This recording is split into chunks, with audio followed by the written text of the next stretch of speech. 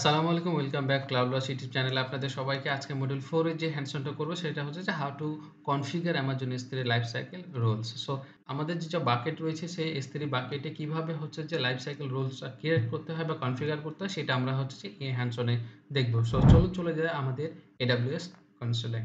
তো আমাদের AWS কনসোলে আসার পরে আমাদের সরাসরি S3 তে যাব। সো S3 তে যাওয়ার লাস্ট ভিডিওতে যে বাকেট ক্রিয়েট করেছিলাম সেই বাকেটের উপরেই হচ্ছে যে আমরা লাইফ সাইকেল রুলসটা ক্রিয়েট করব এবং কনফিগার করব। সো সে কারণে আমরা যে বাকেটে রয়েছে যে MyS3 রেপ্লিকেশন সোর্স বাকেট যে আমরা ক্রিয়েট করেছিলাম। সো এখানে ফাইল অবজেক্টও রয়েছে। সো আমরা সরাসরি যে রুলসটা বা লাইফ সাইকেল রুলসটা কিভাবে ক্রিয়েট করতে হয়, কনফিগারেশন করতে হয় সেজন্য আমরা চলে যাব ম্যানেজমেন্টে। সো ম্যানেজমেন্টে আসার পরে দেখেন লাইফ সাইকেল রুলস রয়েছে। লাইফ সাইকেল রুলস এখানে কোনো ক্রিয়েট করা নাই। সো আমরা হচ্ছে এখন ক্রিয়েট করব। সো ক্রিয়েট করার জন্য আমরা ক্রিয়েট লাইফ সাইকেল রোল দিয়ে দিলাম। সো এখানে দেখেন লাইফ সাইকেল রোলের কনফিগারেশনের নেমটা দিয়ে দিলাম my S3 life cycle role. So আমরা এটা নেম দিয়ে দিলাম। দেন হচ্ছে দেখেন choose the role scope. Apply all object আমরা দিয়ে দিলাম। Apply all acknowledge this all apply the budget আমরা অ্যাকনোলেজমেন্ট দিয়ে দিলাম। সো আপনি যখন লিমিটেড স্কোপ থাকবে role using one or more filter. So ঠিক আছে, সেখানে আপনি অ্যাপ্লাই টু অল যখন অবজেক্ট দিবেন ইন দ্য বাকেটে তখন আপনার হচ্ছে ডেফিনেটলি আপনাকে অ্যাকনোলেজমেন্ট দিতে হবে। সো লাইফ সাইকেল রুলস এর অ্যাকশনের ক্ষেত্রে দেখেন এখানে কিছু অ্যাকশন রয়েছে। সো এই অ্যাকশনের উপরেই বেসিক্যালি হচ্ছে লাইফ সাইকেল রুলটা কাজ করে থাকে। সো ফার্স্টে যদি আমরা দেখি যে move current version of object between storage classes. So এই যে ভার্সন যে থাকবে সেই ভার্সনের অবজেক্টটা বিটুইন যে স্টোরেজ ক্লাসেস রয়েছে সেটার মধ্যে হচ্ছে মুভ করার জন্য এখানে কাজ করা যায়। সো এটা যখন আমরা চেক মার্ক দিয়ে দেব দেন এখানে হচ্ছে transaction current version of object between storage classes এই টাইটেলটা রয়েছে। সো এখানে দেখেন choose storage classes transaction. So standard IA রয়েছে। যদি আমরা স্ট্যান্ডার্ড আইএ রয়েছে এটা যদি সিলেক্ট করার পরে এটা সিলেক্ট রয়েছে। সো স্ট্যান্ডার্ড আই থেকে যখন day after object creation, so আপনার কতদিন পরে হচ্ছে যে এই স্টোরেজে ক্রিয়েশন হবে। শুধু আমি যদি এখন যদি 20 ডেজ দেই তাহলে 20 ডেজ এর পরে হচ্ছে যে এটা ক্রিয়েট হবে। দেন যদি অ্যাড ট্রানজাকশন দিলাম আমি এখানে হচ্ছে যে 1 জনে দিয়ে দিলাম।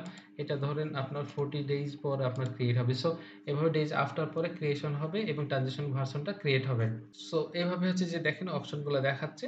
অ্যান্ড দেন যদি ক্রিয়েট রোল দিস ক্রিয়েট হবে। আদার্স অপশনগুলো যদি আপনাদেরকে দেখায় সেখানে move non current version of object between storage classes. So আপনি নন কারেন্ট যে ভার্সন অফ রয়েছে যে অবজেক্টগুলো সেগুলো বিটুইন স্টোরেজের মধ্যে কিভাবে মুভ করবে সেটা যে আপনাকে দেখাচ্ছে। সেক্ষেত্রে আপনাকে সেম হচ্ছে যে স্ট্যান্ডার্ড আই যদি থেকে থাকে চুজ স্টোরেজ ক্লাসেস ট্রানজেকশন আমি দিয়ে দিলাম।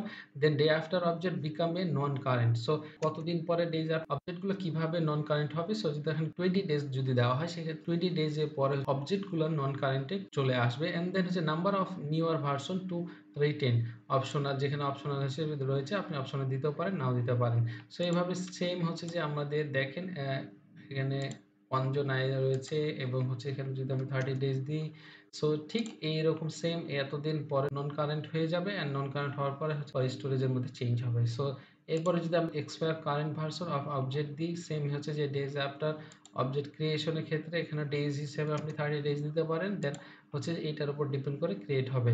অ্যান্ড দেন হচ্ছে যে পার্মানেন্ট ডিলেট যে নন কারেন্ট ভার্সন অফ অবজেক্ট রয়েছে সেখানে আপনার ডেজ আফটার অবজেক্ট বিকাম নন কারেন্ট কতদিন পরে আপনার হচ্ছে যে নন কারেন্ট হিসেবে এটা ডিক্লেয়ার হয়ে যাবে সেটা আপনি এখানে ডে দিতে পারেন, 30 ডেজ দিতে পারেন এবং newer of version to retain. So newer ভার্সনগুলো রিটেইন করার জন্য can up to 100 version all the others non current version will be move. So আপনার এখানে এই অপশনটা আছে অপশনাল। অ্যান্ড দেন হচ্ছে যে delete expire object delete marker or incomplete multipart uploads. So এই ক্ষেত্রে আপনার হচ্ছে ডিলেট যদি দিয়ে দেন যে delete expire object delete markers and then delete incomplete multipart upload. So এই অপশন যদি দিয়ে দেন তাহলে আপনার হচ্ছে যে নাম্বার অফ ডেজ এর পরে আপনি ডে হিসেবে দিতে পারেন। সো এই যে অপশনগুলো আপনার ডেজ দিয়ে আপনার হচ্ছে যে বিভিন্ন যে অ্যাকশন রয়েছে সেই অ্যাকশনের উপর ডিপেন্ড করে আপনার হচ্ছে লাইফ সাইকেলটা ক্রিয়েট করা হয়। সো এই লাইফ সাইকেল রোলস অ্যাকশনের উপর বেস করে আপনার লোড এবং অ্যাপ্লিকেশনের উপর ডিপেন্ড করে যে কখন কোন কিভাবে আপনার স্টোরেজগুলো চেঞ্জ করবেন, অবজেক্টগুলো সেই আর্কাইভ হবে কিনা, স্টোরেজ চেঞ্জ করবে না, সেইগুলো এই রোলস এর উপর ডিপেন্ড করে হচ্ছে যে চেঞ্জ হয়ে থাকে বা অ্যাকশন নিয়ে থাকে। সো এইভাবেই হচ্ছে যে আপনার লাইফ সাইকেল রোলটা ক্রিয়েট করতে হয়। এবং হচ্ছে যে অ্যাকশন গুলো হচ্ছে কনফিগার করে বাকেটের উপর অ্যাকশন ইফেক্টিভ করা হয়ে থাকে। সো এই হচ্ছে যে এসটিডি লাইফ সাইকেল রোল কিভাবে কনফিগার করতে হয় সেটা আপনার দেখানোর চেষ্টা করলাম। সো এখানে যদি কারো কোনো কোশ্চেন থাকে বা জানার থাকে, জানানো থাকে, ডেফিনিটলি আপনার কমেন্ট সেকশনে জানাবেন। ভুলবেন না লাইক, শেয়ার, কমেন্ট করতে এবং সাবস্ক্রাইব করতে। ততক্ষণ পর্যন্ত সবাই ভালো থাকেন। দেখা হচ্ছে, কথা হচ্ছে নেক্সট ভিডিওতে। আল্লাহ হাফেজ। আসসালামু আলাইকুম।